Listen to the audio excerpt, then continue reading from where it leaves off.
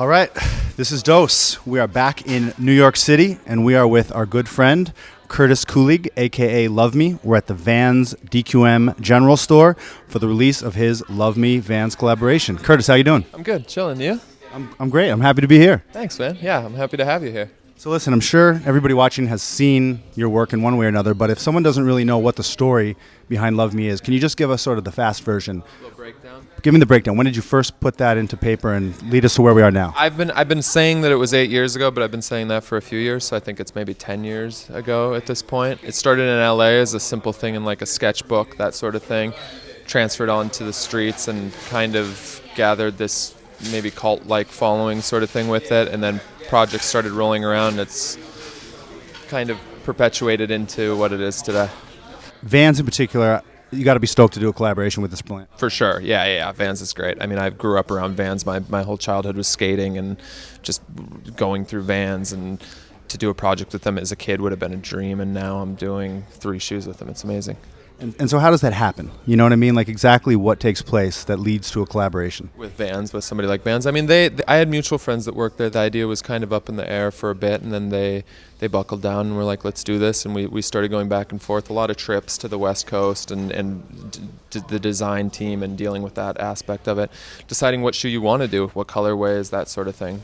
I went with the classic line and did a slip-on, an authentic, and a skate high, which are like, I mean, that's what I grew up, that's like my style, that's what I grew up wearing, and that's what I wanted to do. So I already had my mindset on that. So that's what we went with, and they turned out dope. I'm psyched on them. Are you expecting sort of like a bigger awareness, especially within the skateboard community, for your brand and the Love Me movement? Yeah, for sure. I mean, I think that it was already a little bit aware, but I think that it's more so now. I think yeah, it's good. Sick. Now we got the whole store decked out with all your stuff. We're in front of this super rad wall right here. Can you just tell me a little bit about this? Yeah, these are Polaroids that I've been shooting. I've been shooting Polaroids for maybe 8 years as well, and these are just homies and people passing by and characters and personalities that have came in and out of my life over the past 8 years. Let's shout out a couple real quick. Eddie, can you get in here? Can you see this? We got Mr. Chad Muska in the chain era. We have Harry Jumanji, New York icon. We have Alex Goldberg, Gucci 2 times. Timmy, I'm surprised you're not on here. That's all right. We'll get me on the next one. Eli Reed. Eli Reed. We got Javier Nunez. Javi. Craig Weatherby. A lot of heavyweights. Yeah, for sure.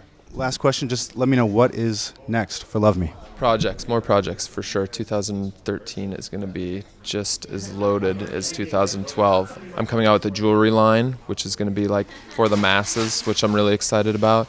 Projects in talk with, I feel like a lot of stuff I can't say, but going to Tokyo, March, I'm going to be there for with Saturday Surf. We're doing a big project, so that's exciting. A lot of traveling and a lot of work. Same. And are you going to keep your artwork on the streets as well? I'm gonna, no, yes, no.